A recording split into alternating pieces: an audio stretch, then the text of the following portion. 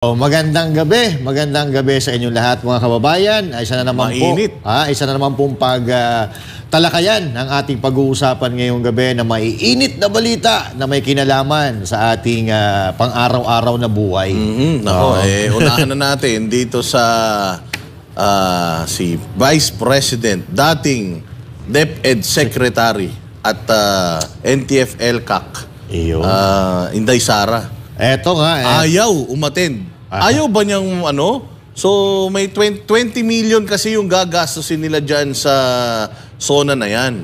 Sayang naman yun, Ma'am Inday Sara. Mantakin mo, balita natin parang 10,000 per head. Actually, 2,000 eh. So, 20 million. So, 2,000. 2,000 per head. Kung sa kung yung 20 million gagamitin doon sa chicha, 10,000 per head. Pero meron naman silang mga nilabas na mga, kasi may mga giveaways pa daw.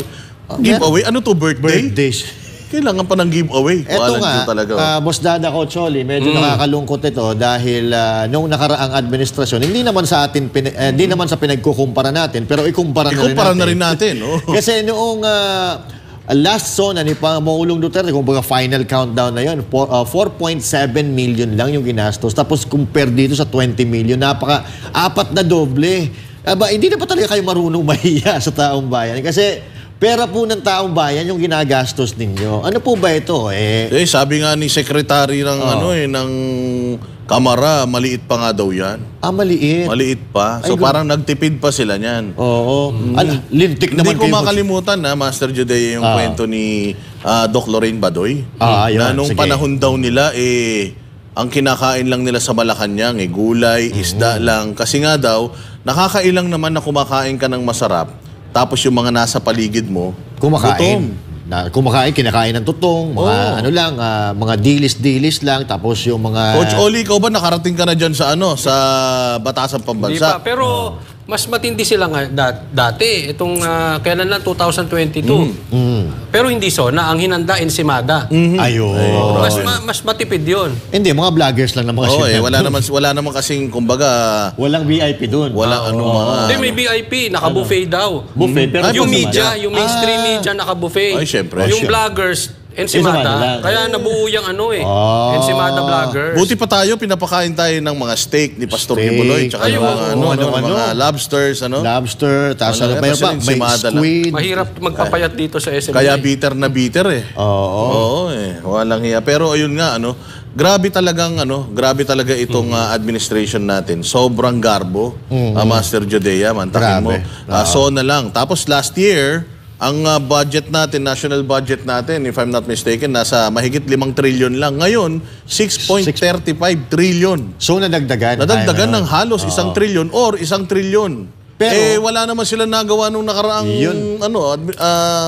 Nakaraang taon. Ito, 2024. Kalahating taon. Yun na nga sana sasabihin ko. Hahanapin ko sana kung ano yung nagawa nila doon sa budget nung nakaraang taon na parang hindi naman natin naramdaman. Tapos ngayon, sabi mo, nagtitipid pa sila doon sa 20 million. Matindi pala sila magtipid, pataas. Yung tipid nila pataas. Kasi bakit nung unang zona, magkano bang ginastos nila? Unang zona, wala tayong idea. Pero ibig sabihin ko, ang pinagbasihan ko, yung gastos kay PRRD na napakaliit, 4 na doble sa kanila.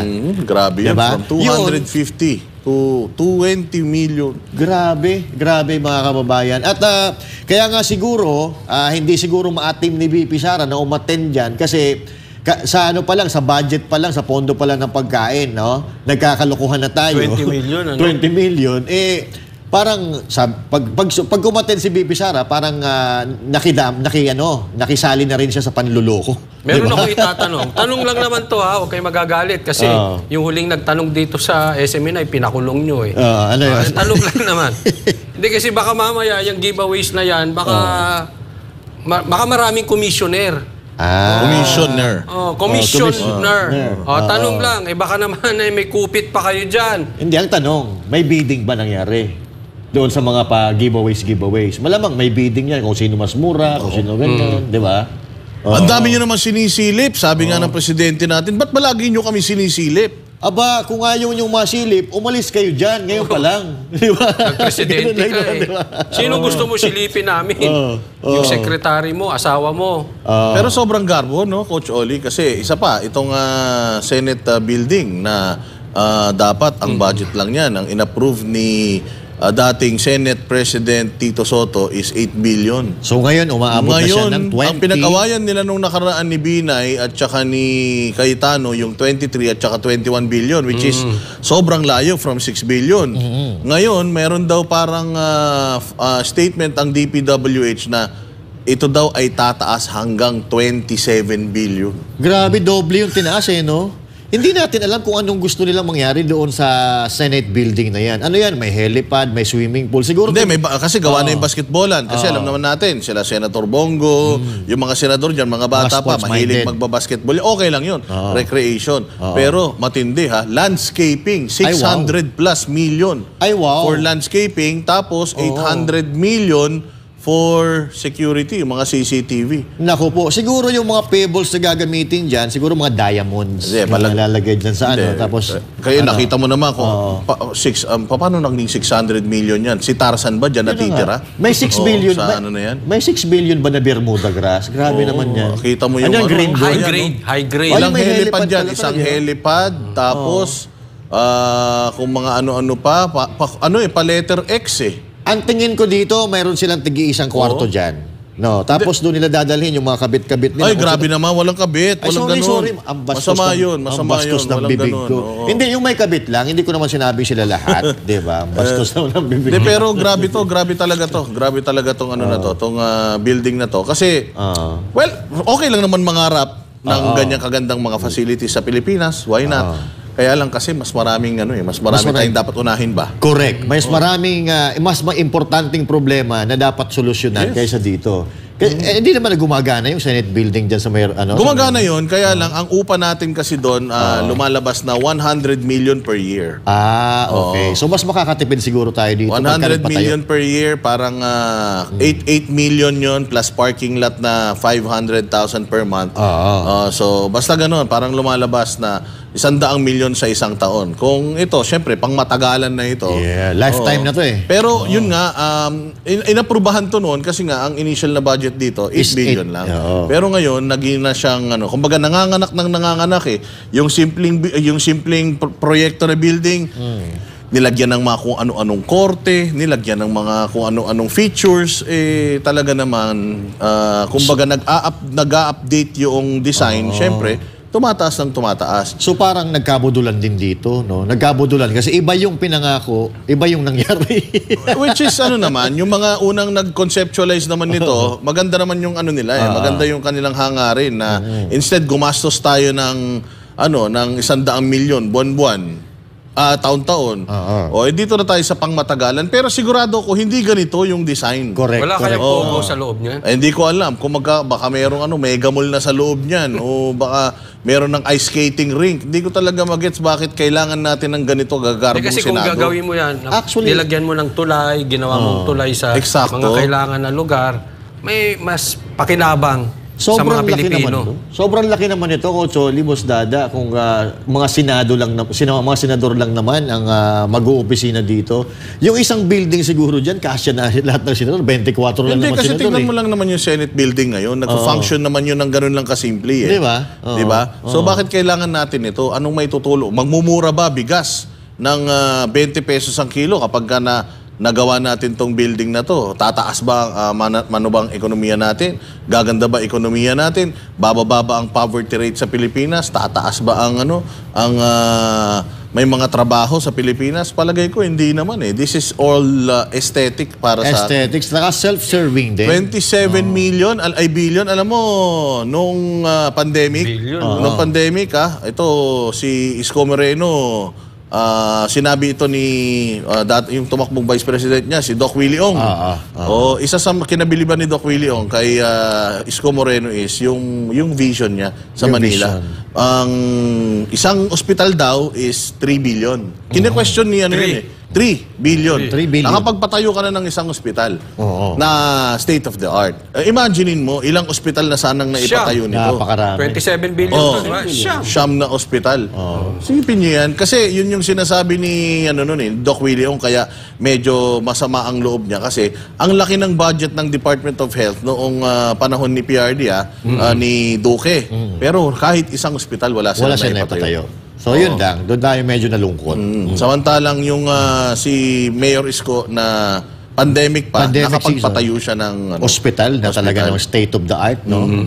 Yun, naikwento ko lang dahil isa yan sa mga itinatopic natin before nung mga tayo nagsisimula pa. Kaya nga naman sinuportahan natin si Mayor Isko dahil noong mga panahon, yun talaga nakita natin na mayroon talagang ibubuga. May resibo. But anyway, mabalik tayo sa ating topic, itong kay VP Sara Duterte na hindi dadalo sa ikatatlong SONA ni PBBM. Sa tingin mo, bakit hindi siya dadalo? Ang nakakatawa pa rito yung sinabi niya, I am announcing appointing myself as a designated survivor. Ipaliwanag mo na rin, ba't niya sinabi? Hindi kasi meron yung yung designated survivor na yan. Sabi ko sa inyo, ibang klase itong mga Duterte na to pag nagbitaw ng salita to, laging may meaning Iba pagbumugat. Kasi itong designated survivor na ito ay isang series sa Netflix na yung isang National Housing Authority, kumbaga walang sinabi. Kumbaga pinakawalang kwenta sa administrasyon.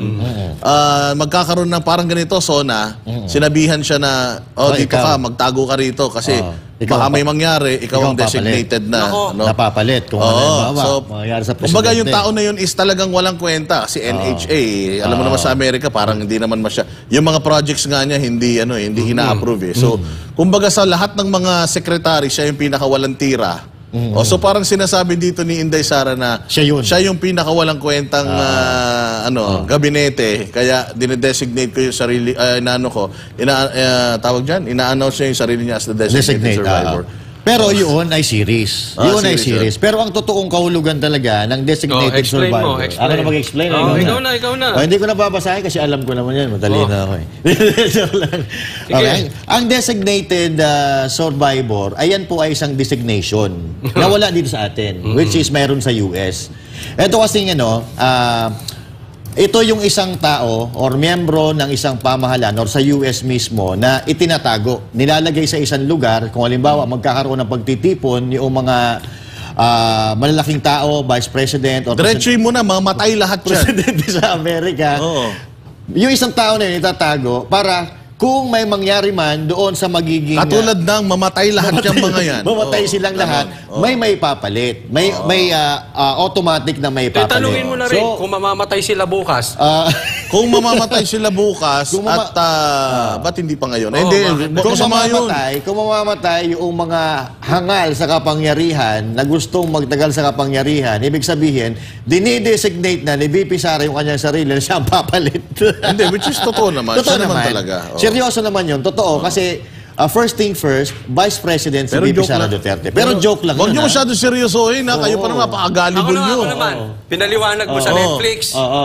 Pinaliwanag mo sa totoong meaning. Ako, papaliwanag ko sa inyo yung kahulugan. Ayun. Sige. Saan nahuhulog? Ang ibig sabihin niya ni VP Sara, maghanda na kayo kasi malapit na uupo na siya. Diretsahan. Hindi. Ako lang yun hindi si VP Sara yan. Pero antayin nyo lang. VP Sara Duterte. Pero siyempre, alam mo naman, ang karma, digital. Nakita mo naman, di ba?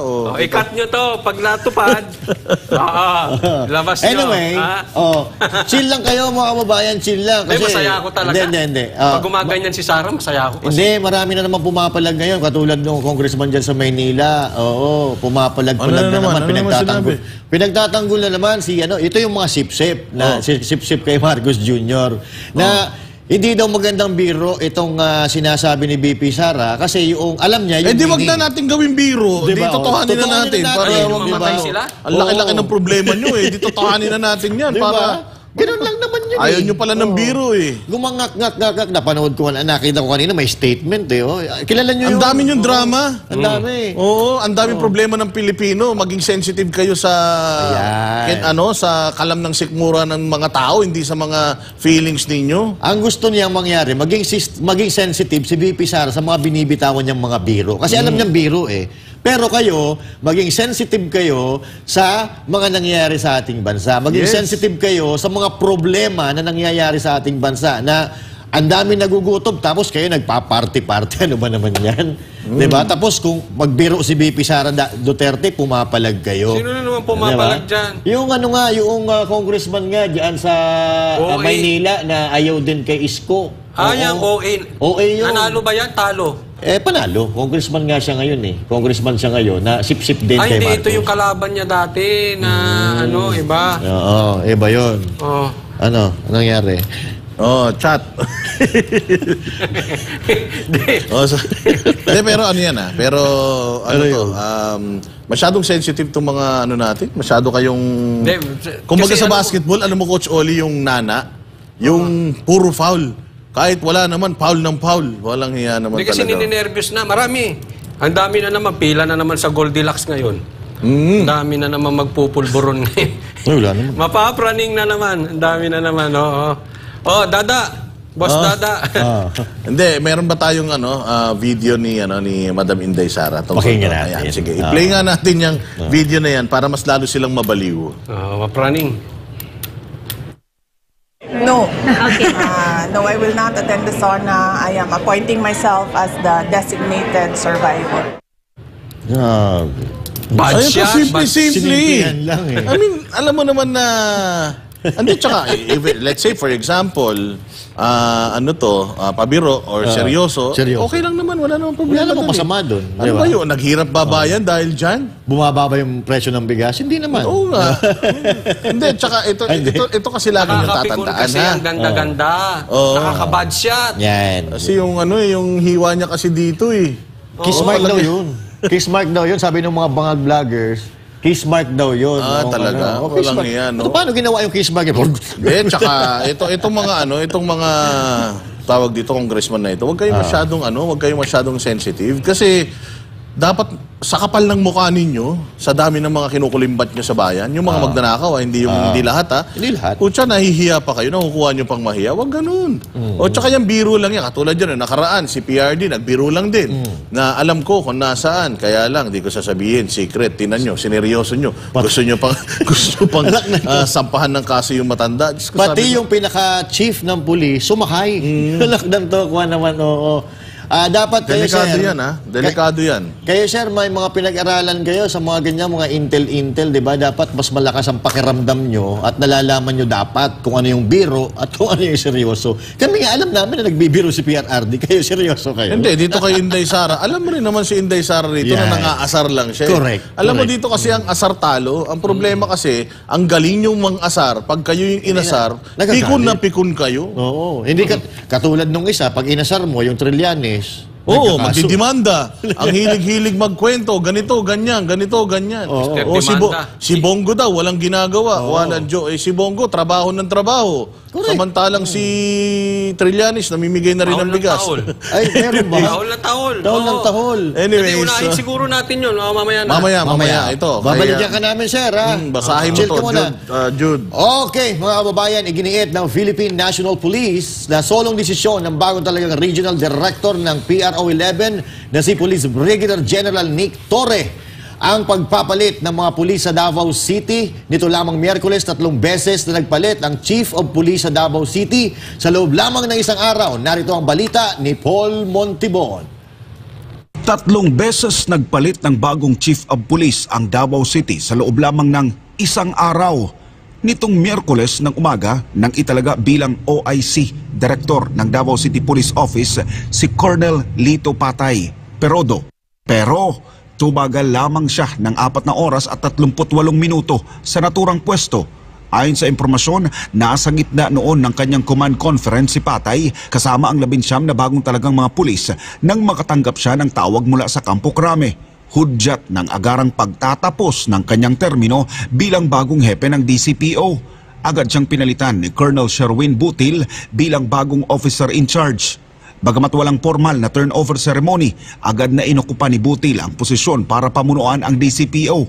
Pero hindi pa man din nagtagal sa posisyon ay naglabas ng bagong memorandum order ang PNP.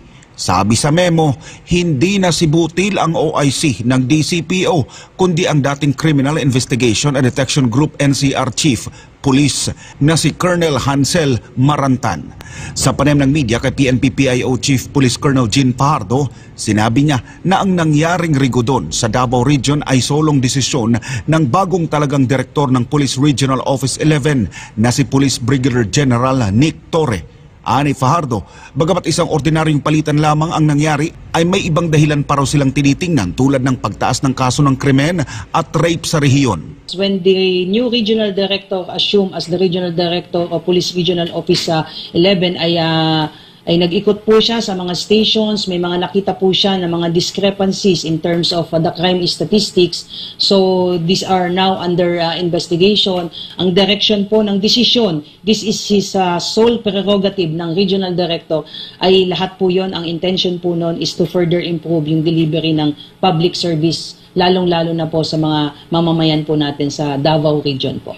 Kaugnay rito, ang nasabing hakbang ng PNP at PRO 11 ay agad na kinundina ng Davao City LGU.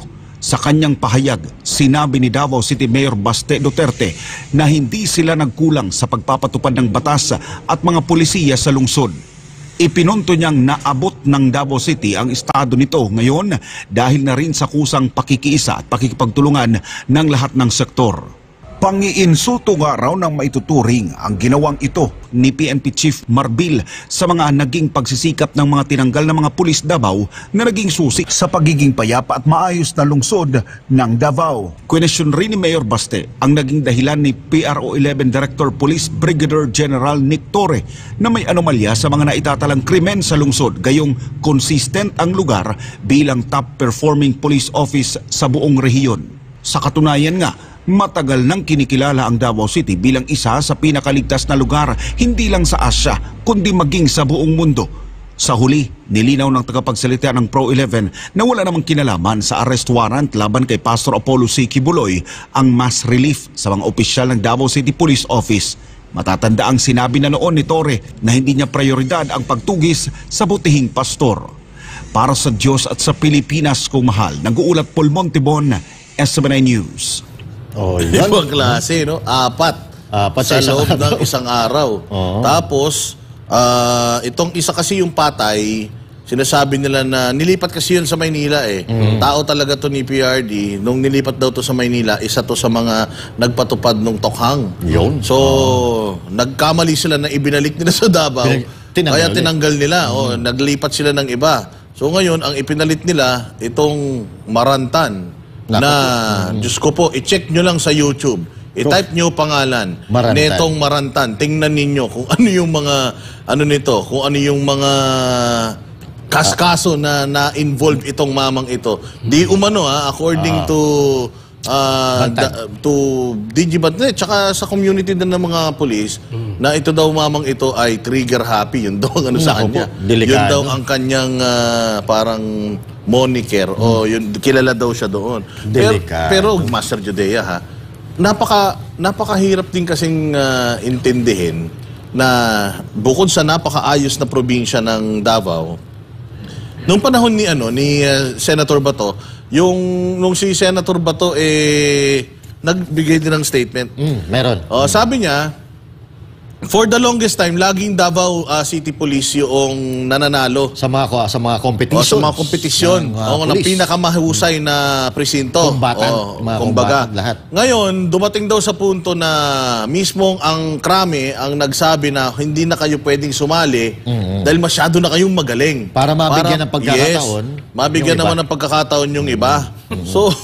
So paanong mangyayari na ang Davao na yung pulis sa Davao na in-exempt mo, parang sa exam yan, Coach Oli. O, di ba? Si Coach Oli, matalino to. Nung nag-aaral to, laging exempted to. Exempted. Oo, kasi kinokopyahan lang to ng mga babae niyang kaklase. Naku, nadali naman tayo. Nag-aaral nga daw to nandun sa gilid kasi sa kanya kumukopya yung mga Kasi matindi. Ngayon, exempted itong Davao, hindi na sila nagka-qualify dahil nga lagi silang nananalo. So, papaano mo sasabihin na sa loob ng isang buwan or wala pang isang buwan, na-assess na ng Davao, ay ng region DCPO. 11. Yung na hindi maganda yung pamamalakad. yes, na mali yung mga datos na ipinipresenta and all. Yan sa akin nga, ito, nakakatawa, no? Dahil ginagawa nilang tsubibo ang mga pulis dyan sa Davao. Lalo-lalo na ito mga chief, no? Maya naman kayo sa ginagawa ninyo. Unang-una, napakatahimik ng Davao. Lagi po nating sinasabi po yan. Pangalawa, this is the very first time, pang Guinness Book of World Record to, na isang PNP chief o isang OIC umupo lamang ng 3 oras sa kanyang pwesto, pinalitan na agad, di ba? Unang-una, etong si General Torre, magaling po ito sana eh. Magaling po napunta dyan sa Davao. Tapos ngayon, siguro hindi nila type, pinalitan. So isang araw, 3 pulis. At katulad ng sinasabi ni Boss Dada, yung kay Senator Bato, sinasabi ni Senator Bato, isa lang naman, ang napakasimple ng ibig sabihin ni Senator Bato de la Rosa, tantanan nyo yung Davao. Dahil noong hindi nyo pa ginagawa ang mga bagay na ito, tahimik. Ngayon na pumasok kayo, nagkagulo ang Davao, natakot ang mga Davaoeños, at ito pa, ang gustong iparating ni Senator Bato, tantanan nyo ang Davao habang hindi pa umaaksyon ang Davaoeños at ang Mindanaoans. So, kumbaga, they are still requesting. Hindi pa sila talagang, Coach Oli. Pero palagay ko, ito ang nakakatakot dyan. Sa statement ni BP Sara, ididikit ko itong nangyayari sa Davao. Matagal pa yan, hahaba pa yan. Pag talagang hindi umaten si BP Sara sa SONA, yung nangyayari sa Davao ngayon na nakakainis, lalala pa yan. Kasi bawat statement, mapapansin nyo, ang baboy ng politika natin. Ang binabanatan ngayon, Davao, si PRRD, Pastor Kibuloy, KOJC. Yan na po, talagang tatargetin nila yan. At eto, mainit na naman itong sinabi ni BP Sara, hindi siya attend. Tapos, yung siya pa ang survivor. Nako, pag nagkatotoo yan, mga taga Davao, ako lang, maghanda-handa kayo. Kasi mahaba ito, hindi pa tapos ang ginagawa sa inyo dyan. Dagdagan ko lang yung kay BP Sara Duterte, no? So, ito po ay matinding statement.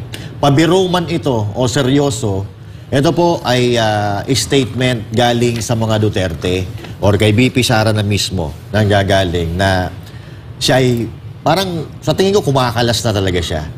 At sinasabi niya mismo, nagaling sa kanyang bibig na hindi siya attend. No? So, ako sa akin, hindi talaga attend yan, Coach Oli. Hindi na attend. Nagaling na mismo sa kanyang bibig.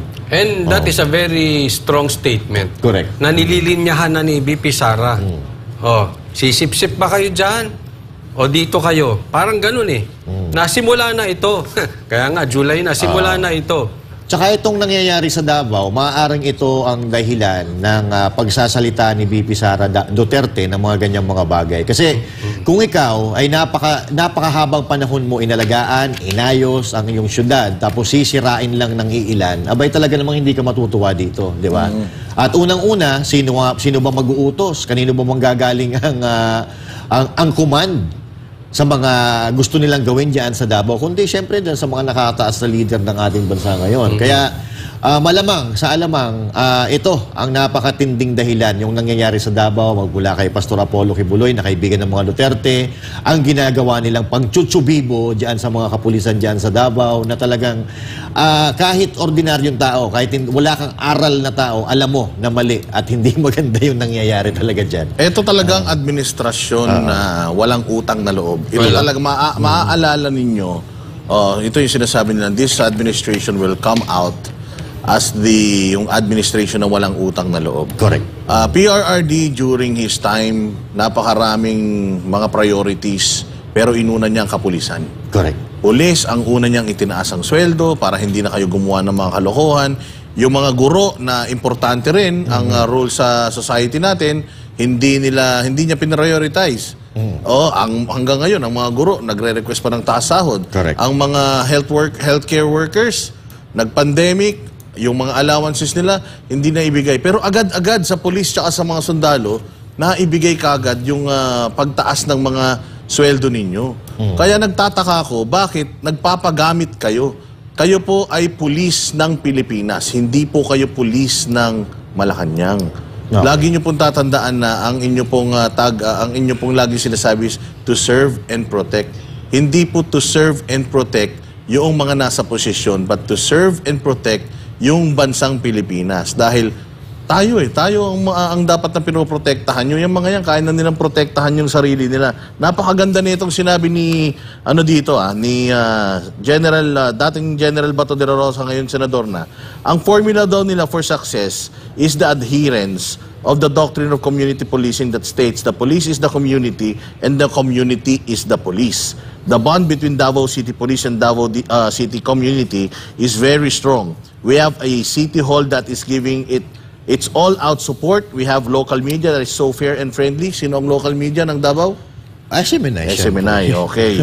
Ano ko lang. We have business community that is very supportive.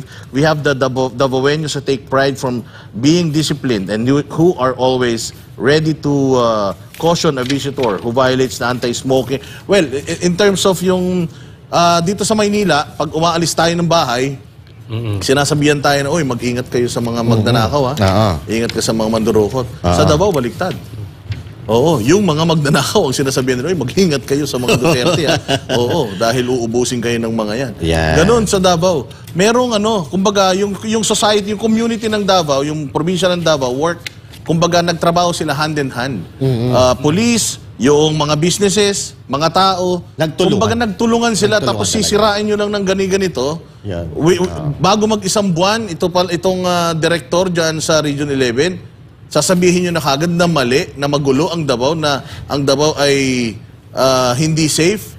How dare you? Actually, katulad nung yung pinost ni Mayor Bastiden, yung Numbio ba yun? Sa Numbio, na pangatlo ang Davao sa pinaka-safest na lugar ngayon, as of now, sa Southeast Asia.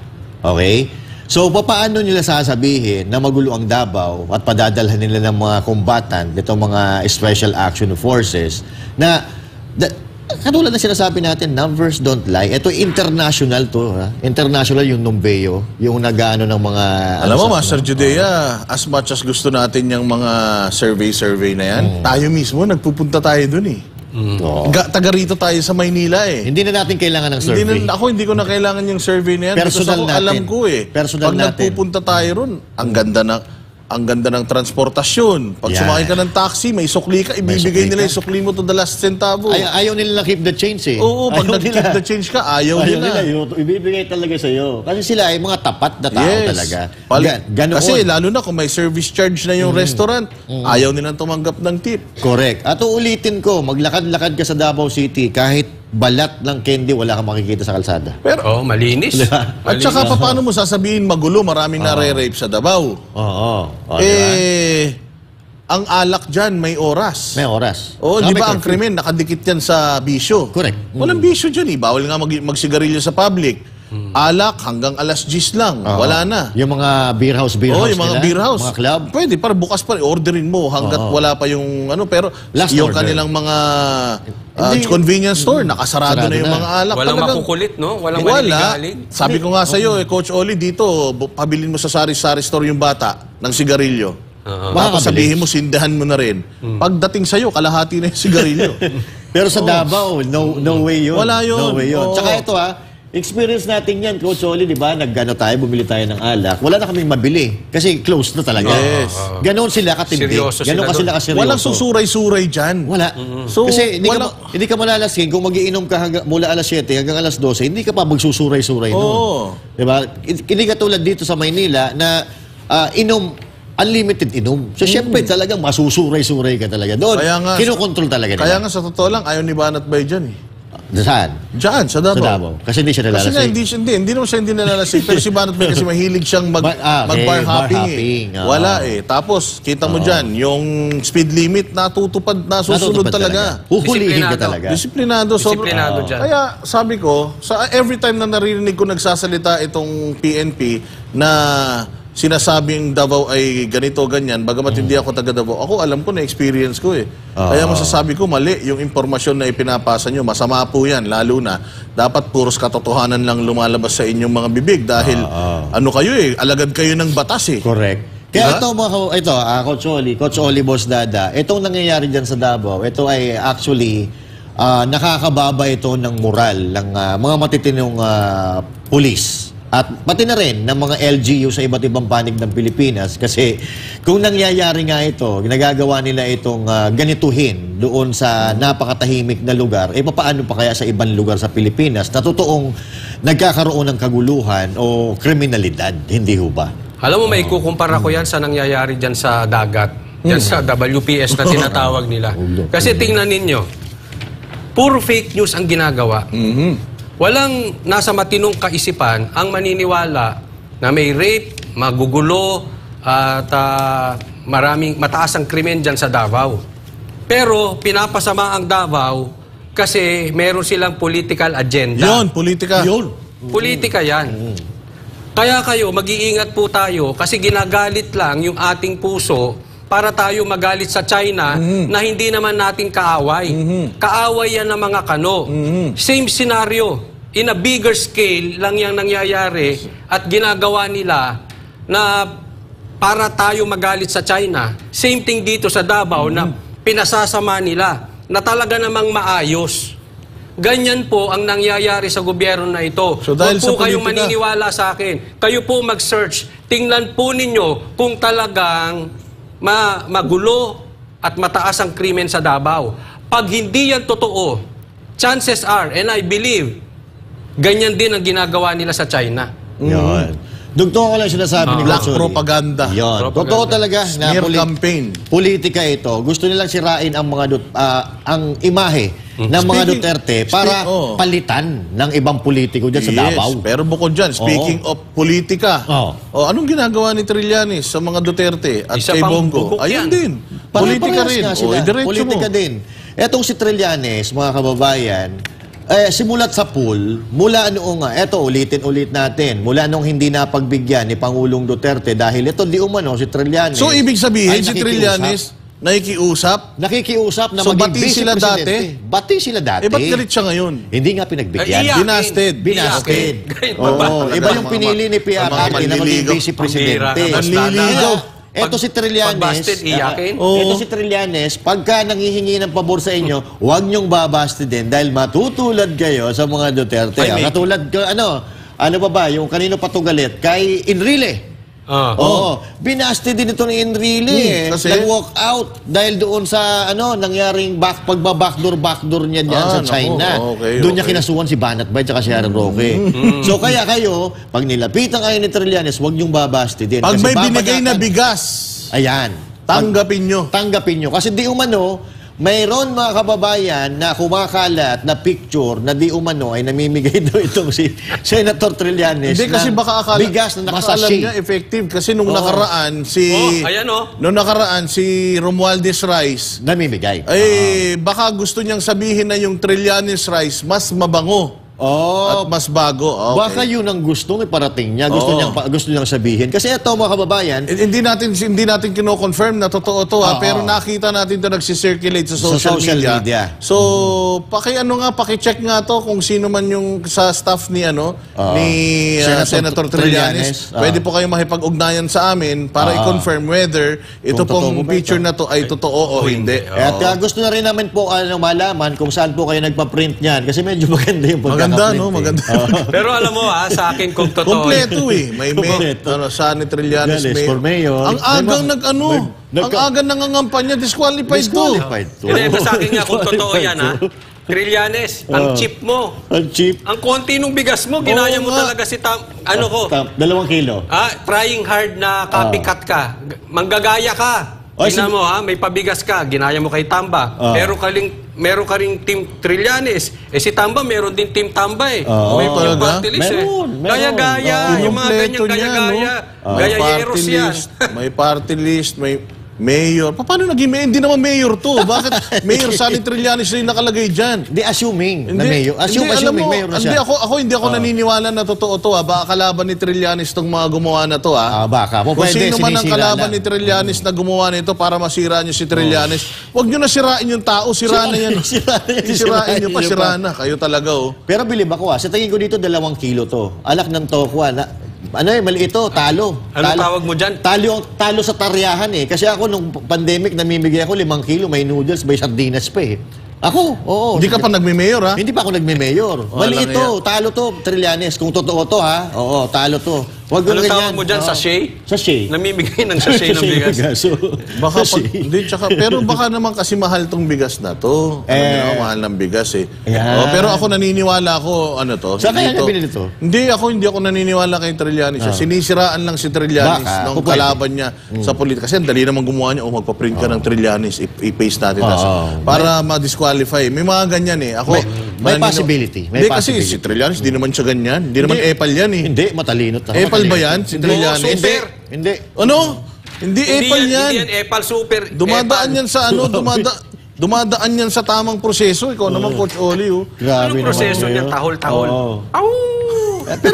Pero halimbawa, tumakbo to, matuloy na tumakbo siya ng mayor dyan sa Kangkalo. Manalo kaya to? Hindi yan.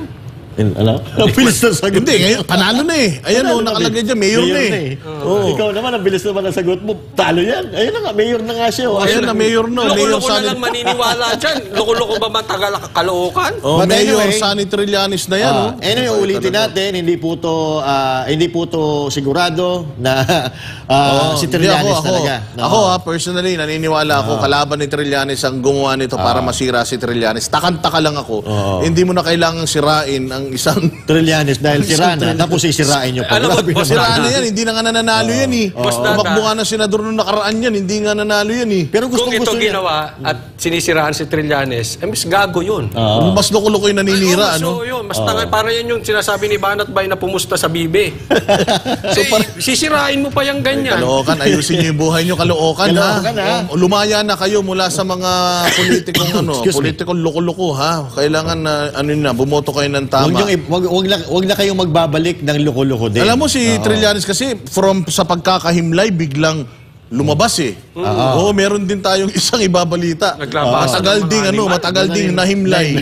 Na on the 3rd day arose again. Eto na Makalipas ang 4 na buwan, muli nagpakita si Justice Secretary Jesus Crispin Remulla sa Department of Justice. Bagaman malaki ang pinagbago ng tindig at itsura ng kalihim, tiniyak ng isang opisyal na maayos naman daw ang lagay nito. Si Val Divina Gracia, magbabalita.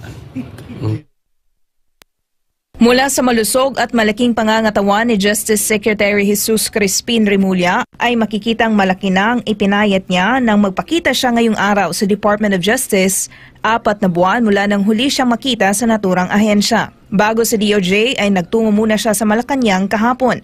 Ang mga netizen hindi napigilang magulat at mag-alala na rin sa kanyang kalagayan.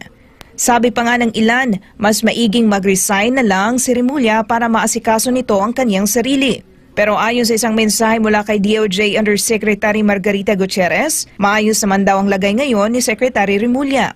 Matatandang sumailalim sa heart procedure si Remulla nitong nakaraang taon. Pero simula noon ay on and off na ito sa loob ng tanggapan ng DOJ.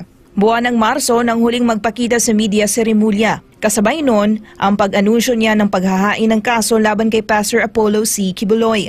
Kasabay naman ng muli niyang pagpapakita sa DOJ ngayong araw ay personal niyang nilagdaan kasama ang UP Manila at United Nations Office on Drugs and Crime ang Declaration of Cooperation, isang tripartite agreement para sa pagpapalakas ng paraan sa pagsusuri ng dahilan ng kamatayan ng mga persons deprived of liberty. The idea here is not actually to investigate the deaths principally. It's more to determine by science, forensic science, the true causes of the deaths. Because that way, in a general context, it's also a goodwill measure in respect to all kinds of debts, whether it is with respect to the PDLs or even later on in a broader context. Once we have capacitated a number of Filipino forensic doctors. Pagkatapos ng signing ay minabuti ng DOJ na huwag na muna siyang isalang sa media briefing. Samantala pagdating naman sa issue ng Philippine offshore gaming operators ay tila iwas ang DOJ na magbigay ng posisyon kung dapat na nga bang ipasara ang POGO dahil sa napapaulat ng mga kriminalidad na may kinalaman dito. Ayon kay Vasquez, mas maiging mapakinggan ang sasabihin ng mga economic manager. Inaaral po namin yung lahat ng mga pamamaraan at solusyon tungkol sa lahat ng rason kung bakit mataas ang kriminalidad at may problema yung peace and order natin. At being the lead government agency, ay kasama na yan yung mga paraan para masugpo yung pulot dulo ng problema. Pero pagdating sa legal opinion, ayon kay Vasquez, dapat na balanse ng pros and cons ng mga POGO companies sa bansa. Tama din naman ho yung pag-core na marami din tayong natatanggap na revenue sa mga legal na POGO. Unfortunately, marami pong illegal na POGO. At napakarami pong yan social cost niya. So, sa tingin namin, kailangan talagang balansihin ang bagay na yan. Kung yung bang economic benefits, kung ano man, at yung social cost. Pati nga yung mga expenses, incidental expenses niyan na tungkol sa law and order, sa security, etc. Maraming mga bagay na titignan at susuriin ng mainam ng ating gobyerno para malaman kung ano talaga ang pulisiya na susundan tungkol sa bagay na yan.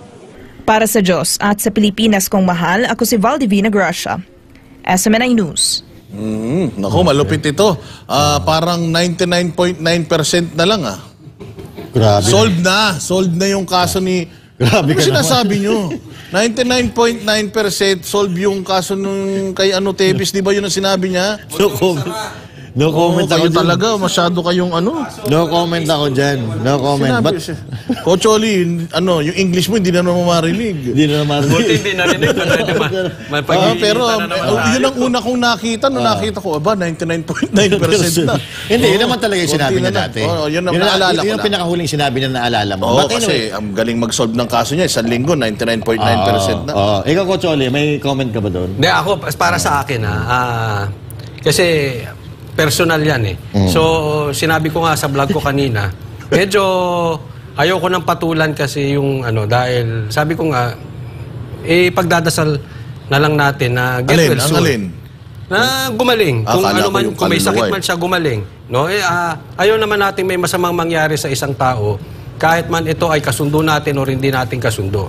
Siyempre, spread the love nga, ika nga. No? Pero gaya nung sabi dito sa komentaryo, Wag lang kayo magbabasa ng comment. oo, huwag kayong magbabasa kasi sabi, secretary, medyo iwasan nyo na magbarong. Oh. Hindi, sabi dito. Sabi dyan. Sabi dito, nagpa-practice daw. Hindi, pero, ito bakit ba dito sa comment section, ang daming galit? Bakit ang daming galit? Ako naniniwala kasi, you reap what you sow. Kung ano yung itinanim mo sa tao, yun ang aanihin mo. Kaya natatawa ako dito, nagpa-practice daw. Walang hiya talaga. Hindi, lagi naman nagbabarong yan si sir, kayo talaga. Hindi, masaya kami dahil nakita natin na siya ay malusog. Siya ay ang tagal na nawala niya, inahanap nyo, ngayon nakita nyo, kayo talaga. Kung yun na nagpakita na kung ano pinagsasabi. Pero ito, seryoso mga babayan, ito si Secretary. Tatawa ko para dito sa Sorry. Lalintik itong mga nagko-comment ngayon. Nako, loko-loko talaga itong mga nagko-comment dito. Mga nahawa kay Jay Guevara yun. Tsaka kay Buster TV. Eto, kahapon po, nang nakita ko. Alam naman natin na tayo bumabatikos talaga dito kay SO Jerry Mulya dahil hindi natin gusto yung kanyang pamamaraan na paglilingkod dyan sa DOJ Secretary. Hindi natin gusto yung kanyang mga sinasabi at hindi natin gusto yung kanyang mga ginagawa. Pero ganun po man, nung nakita ko itong picture niya kahapon mga kababayan, nagulat ako dahil ang laki talaga ng pinagkaiba Ang laki ng pagkakaiba, ang laki ng pinagbago ng katawan. So sa akin, ang naisip ko, ito real talk to naisip ko, pumasok sa isip ko, sana gumaling siya. Kala ko. Hindi. Sana, ayun, seryoso yun.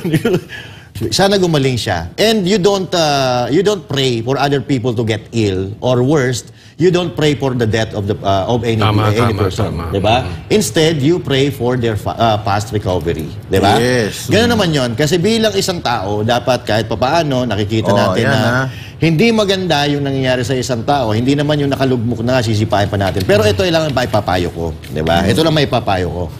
Sa itsura o nakikita nating kalagayan ni SOJ Remulla, hindi po basta-basta ang sa tingin ko yung karamdaman na kanyang iniinda ngayon. So para sa akin, yan kasi ako, nagkaroon kami ng anak na nagkaroon din ng cancer. Kung totoo na siya po ay talagang may cancer, yan po ay prone sa mga sa mga mikrobyo, sa mga allergies and all that. Dapat na ultimong yung mga hibla-hibla ng mga tela, pag nalanghap nila yan, baka ikamatay niyan. Baka ikamatay pa. O totoo yun, totoo yun. Kasi napakababa po ng immune system na talagang atakihin po yan ng mikrobyo. Kung kayo po ay talagang mayroong cancer, sana naman po sana naman po mag-resign na po kayo kung gusto niyo po umaba ang inyong buhay. At I mean, hindi ko sinasabi na hindi natatagalan yung buhay, pero kailangan siyempre, Master Judea. Ingatan ang Hindi ko buhay. lang alam kasi sa pagka-presidente ka, yung state of health mo, dapat kailangan i-declare mo kung you're still, kung capable ka pa para mag-function as kung presidente ka. Hindi natin apply if it applies with sa yung Secretaries. Department of Justice. Hindi natin alam yan.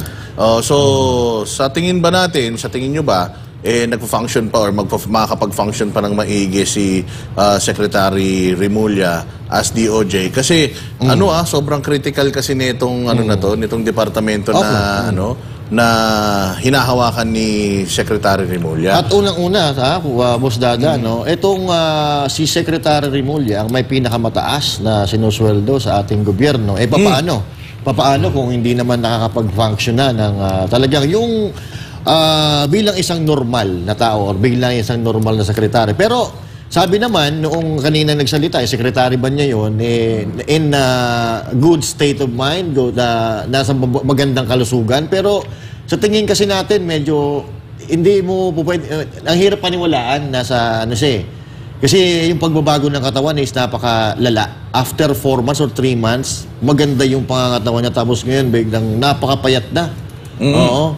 So pero para sa akin, we wish you well, sir. Sana maka-recover ka kung ano man yung sakit. Sana ma-overcome mo 'yan. Napakaraming trabaho ng Department of Justice. Kaya kailangan maging malakas po kayo. So ito po Secretary SOJ Remulla, ito po ay galing sa aming puso. Kami po ay talagang medyo may concern po diyan sa inyong kalusugan. Kaya naman kami kahit medyo critical po kami sa inyo, hindi naman namin ipapanalangin na kayo po ay mapahamak. Pero sa kabilang banda, sabi nga nila, sabi ng mga comment dito, karma is real. Totoo naman talaga may karma. Pero kaya yung mga nasa gobyerno ngayon na panay ang target kay Pastor Apollo Kibuloy. Naku po, mag-isip-isip na kayo. Isa rin ito, si SOJ Remulla din, sa medyo nagdidikdik kay Pastor Apollo Kibuloy nung medyo malakas-lakas pa siya. Sabi ko nga sa iyo meron ng istorya na lumapit siya kay Pastor Apollo Kibuloy para dahil kailangan niya ng tulong, dahil binubugbog na siya ng media doon sa nangyari doon sa anak niya. At tinulungan siya ni Pastor Kibuloy kasama ng SMNI. Dito siya dito siya naglahad, parang sort of a press con Pero tapos, in return, yung kaso na dapat dismiss naman na 4 years na nabinbin, binuksan pa niya. Tapos ito ngayon, ang nangyayari sa Kingdom of Jesus Christ. Sabi ko nga sa inyo, yung mga pagmamalupit sa Kingdom of Jesus Christ, naging part talaga si SOJ Remulla nun But anyways, pero mga kababayan, nandiyan na yan. Ako natatawa talaga dito sa mga nagko-comment. Galit na galit talaga sila. Pero anyway, mga kababayan, huwag kayong mag-alala. Kasi dito naman sa lupa, meron tayong tinatawag na batas ng tao, di ba? So hayaan na po natin na batas ng tao po ang humusga sa kanya. At kung hindi man niya pagdusahan ang kasalanan na nagawa niya dito sa lupa, nakakasiguro ko na pagbabayaran niya yan sa langit. Get well soon, Secretary Remulla, kasi alam ko mahal na mahal kayo ng mga kababayan natin. dahil dito sa comment section, bumilis yung bumilis yung takbo, ha? Ang dami nagmamahal sa kanya. Ang bilis, hindi ko na mabasa. But anyway, seriously, get well soon po, Secretary. Jude, basahin mo itong susunod na balita natin, ha? But anyway, naniniwala si dating Chief Presidential Legal Counsel Attorney Salvador Panelo na kawalan ng kakayahan ang ipinakita ng PNP sa 3 beses nitong pagpapalit ng hepe sa Davao City Police Office sa loob lamang ng isang araw. Samantala, sinabi rin ni Panelo na hindi raw alam ni PNP Chief Marbil ang batas na obstruction of justice matapos na sabihin na posibleng makasuhan si dating Pangulong Rodrigo Duterte nang sabihin niyang alam niya kung nasaan si Pastor Apollo pero hindi niya ito ituturo. Yan at iba pang detalye sa balita natin ni Sara Santos. Sir, ano po yung masasabi nyo na 3 beses pong pinalitan yung director sa DCPO? Nalilito ako. Short but sweet. Nalilito raw siya, nalilito. Ako, hindi ako nalilito. It's incompetence. It's naked incompetence of administration. Ito ang pananaw nila dating Pangulong Rodrigo Duterte at dating Chief Presidential Legal Counsel Attorney Salvador Panelo sa 3 beses na pagpapalit ng hepe ng Davao City Police Office o DCPO sa loob ng isang araw lamang. Una kasing pinalitan ang nooy DCPO OIC na si Colonel Rolindo Sogilon at itinalagang hepe si Colonel Lito Patay Miyerkules ng umaga. Pagdating ng tanghali, si Colonel Sherwin Butil na ang pumalit at bago matapos ang araw, si Colonel Hansel Marantan na ang ginawang acting chief. Kaya nang nangyari yan kasi, hindi ba, ang focus nila ngayon, anti-drug war. Ayaw nila yung war on drugs. Kaya tinanggal nila yung mga masigasig na i-dismantle yung sindikato dyan sa Davao. Di ba? Ilan ba yun? 18, 17. Tinanggal nila lahat yun eh. So, kailangan palitan. Nangkamali sila, ang pinalit nila yung matindi rin na na involved yung sa mga extrajudicial killing. Pagkatapos, pinalitan nila. Siguro, isa rin yung sa mga nasa listahan. Madalit sabi, hindi sila nag-aaral. Hindi nila nasuring mabuti yung kanilang ginagawa. Ano tawag ko no? The incompetence sa pamamahala. Yan ang tinatawag na pag-amin ng kawalan ng competence sa pagpapatakbo ng PNP. Para kay Attorney Panelo, katulad din ito sa pag-anunsyo ng 10 milyong pisong pabuya sa ikadarakip ni Pastor Apollo C. Kibuloy ng The Kingdom of Jesus Christ o KOJC. Yung 10 million pesos bounty, yun ay pag-amin na sila'y bigo despite the resources of the government. Bigo sila na ipatupad nila yung warrant. Dagdag din ni Panelo, maliban sa maaaring maging suhol ang pabuya, isang posibilidad rin kung bakit hindi isinusuko ng mga Dabawenyo si Pastor Apollo ay dahil naniniwala silang hindi naman masamang tao ang butihing pastor. At the same time, ito ay pagkilala sa kanilang kabiguan ang pagmamahal ng mga residente dyan sa Davao. Kasi kung masama kang tao at pusakal kang pinag-iinalaan kang kriminal, maniwala kayo, isusuplong at isusuplong ka para maaresto ka mawala. Ibig sabihin, love na love nila si Pastor. Pangatlo, yung 10 million bounty, sinusuhulan ninyo. Sinusuhulan ninyo yung ordinaryong tao na maging traidor at yung mga criminal elements ay tuhugin, usigin, hanapin si Pastor o patayin para makuha yung 10 million peso bounty. Alam ko kung saan si Pastor, pero secret. Samantala, kaugnay naman sa sinabi ni Philippine National Police o PNP Chief Police Major General Romel Marbil na posibleng sampahan ng reklamong obstruction of justice si dating Pangulong Duterte. Ito ang nilinaw ni Panelo. Itong si PNP Chief, mukhang corny ito corny. Alam nating lahat na si dating Pangulong Presidente o dating Pangulong Duterte mahilig yan na gumawa, magbiro mag-joke. Yun ang yung statement niya na alam ko secret. Pinapatawa niya lang yung reporter, nagtatanong sa mga reporters noon.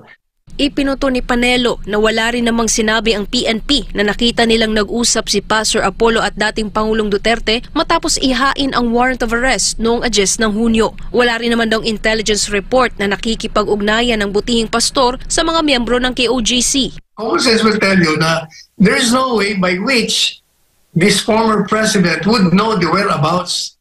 Sinabi rin ni Panelo na mukhang hindi alam ni Marbil ang batas ng obstruction of justice. Maliban pa doon sa tinukoy ko na kornika, mukhang hindi mo rin alam ang batas sa obstruction of justice. Sapagkat maliwanag po sa presidential decree ang sinasabi na kailangan knowingly and willfully harboring or concealing a criminal. Kung yun lamang sinabi niya na alam ko yan, secret, ay hindi po pwede yan. Kailangan you have to introduce proof that the former president made positive overt acts that will conceal, that will help the escape, that will prevent the law enforcement agents to arrest him, ni Pastor. Wala naman po Kaya kalukuhan lahat yan. Sa huli, may pakiusap naman si Attorney Panelo kay Marbil. Mr. PNP Chief, huwag mong gawing scapegoat itong si Presidente Duterte sa pagkabigo ninyo sa inyong incompetence ng pag-aaresto ng isang tao. Para sa Diyos at sa Pilipinas kong mahal, ako si Sara Santos, SMNI News. Grabe talaga, no? Ang lupit ni PO1 Marbil, no? Maraming nagmamahal talaga kay SOJ. Kasi na kay PRRD na ang topic. Yung comment section natin hanggang ngayon na kay SOJ pa rin. Master Judea, ano masasabi mo? Well, dito sa pinanood natin ngayon mga kababayan, nakakalungkot nga talaga dahil halatang-halata naman kung paano nila ginagawa ng istorya itong Davao. Incompetence. Incompetence naman talaga Kasi PO1 ba ang general? General yan. Ibang mo, ikaw general. Yung obstruction of justice, hindi mo maintindihan. Yung spokesperson mo, abogado naman. Hindi mo maitanong dun.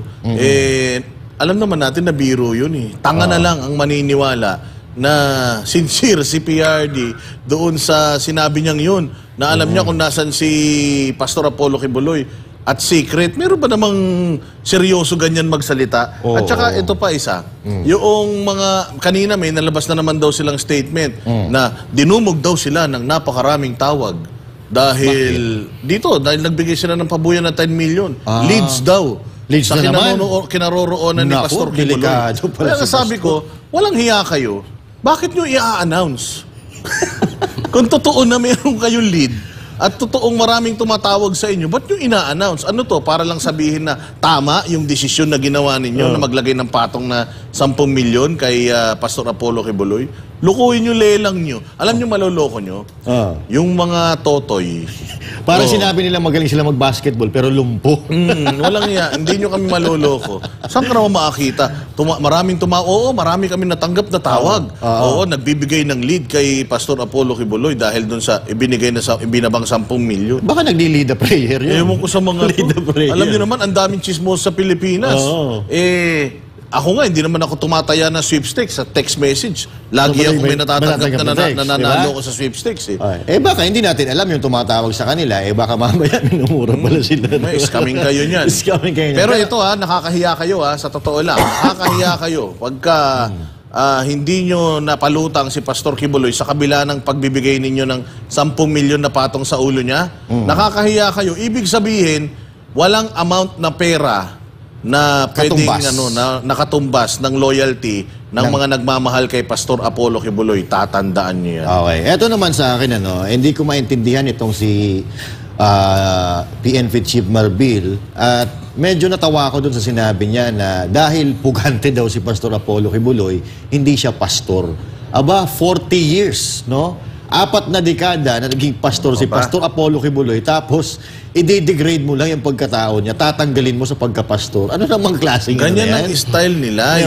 Yung Police Regional Director nga ng Region 11 eh. Ay, tawag dyan, basta yun, yung kakaupo lang ngayon na nagdidesisyon daw ng regodon dyan sa mga polis.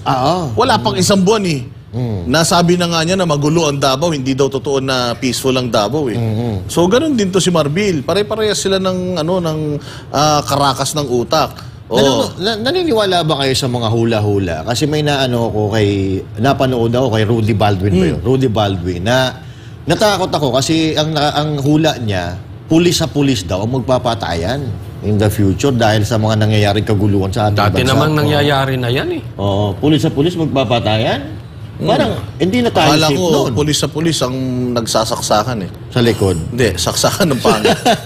Saksakan ng tanga. Oo, akala ko ganun eh. Di ba? Anyways, don't miss another live press conference with KOJC leaders, legal counsel, and political commentators tonight, July 11, after Banatero sa SMNI. Naku yung nakaraang press conference ng KOJC. Mantakin mo, sa dinami-dami ng problema ng Pilipinas, napasagot nila si Bongbong Marcos, si Presidente Bongbong Marcos.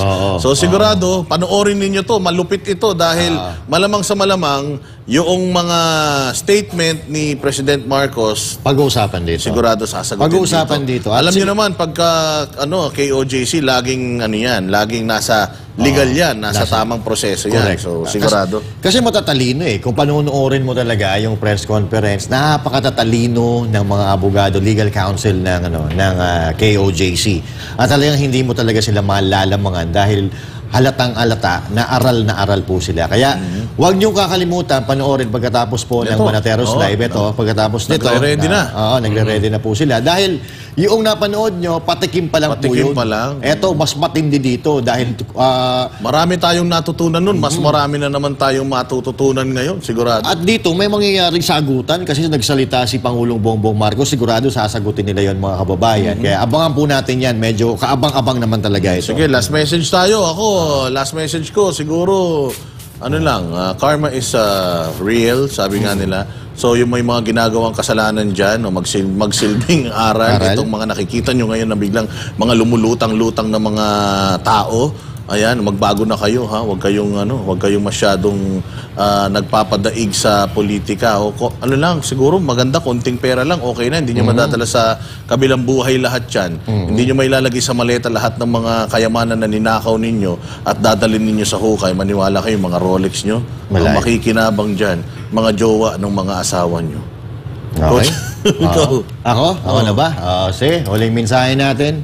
Mga kababayan, so katulad ng lagi kong sinasabi, ito ay para sa mundo ng serbisyong publiko, Kasi yung mga lingkod bayan natin, ang pinapangako sa mga kababayan natin o sa mga pinagsisilbihan nila ay mapagandang buhay, matulungan sa kapayapaan at matiwasay na pamumuhay sa Pilipinas, So pag nabigyan po kayo ng pagkakataong maglingkod, itodo nyo na po. Itodo nyo na yung matapat na paglilingkod. Alam natin na hindi po kayo magiging milyonaryo pag naglilingkod kayo ng tapat. Pero ito po ang aasahan nyo dyan. Mamahalin kayo ng tao, ipagtatanggol kayo ng tao, at wala kayong dadalhin sa konsensya ninyo. Dahil pag mali po ang pamantayan ninyo sa paninirbisyo, ito po ang magiging dahilan na kamumuhian kayo ng tao at ang pinakamabigat, ito po ay dadalhin nyo ng habang buhay sa inyong konsensya. Kaya, pag nabigyan kayo ng pagkakataong maglingkod na po kayo ng tama. Dahil at the end of the day, what's matter to the people is how you do the job, and make sure you always do the job well done. Lupit nun. Ako na. Nako. Kinabahan ako sa mga last messages nyo. Pero simulan na po natin ang pagdiriwang. Huwag po kayong mawawalan ng pag-asa dahil ang agila ay nagsasalita na. Kalma lang, eto na po to. Kaya ako'y natutuwa sa ginagawa ng mga taga-KOJC na nagkakaroon ng press con dyan sa Davao. At sana tuloy-tuluyan yan hanggang magkaroon ng SONA. Napakaganda, very effective po yan ginagawa nyo sa Davao. Sana rin, ako'y suggestion lang naman, magkaroon ng sariling zona si BP Sara diyan mismo sa Davao. Napakagandang pagbibigay pag-asa doon sa mga kapwa nating Pilipino na sa ngayon ay nawawala na ng pag-asa. Kaya pagkatapos nito, suportahan natin yung press con dyan. Ayan. So kita-kita po tayo muli mga Batanteros dito lang sa SMNI. Pagtama palapakan, pag malibanatan, ako po si Boss Dada. At ako naman po si Coach Oli. At ako naman si Master Judea. Para sa Diyos at Pilipinas nating mahal.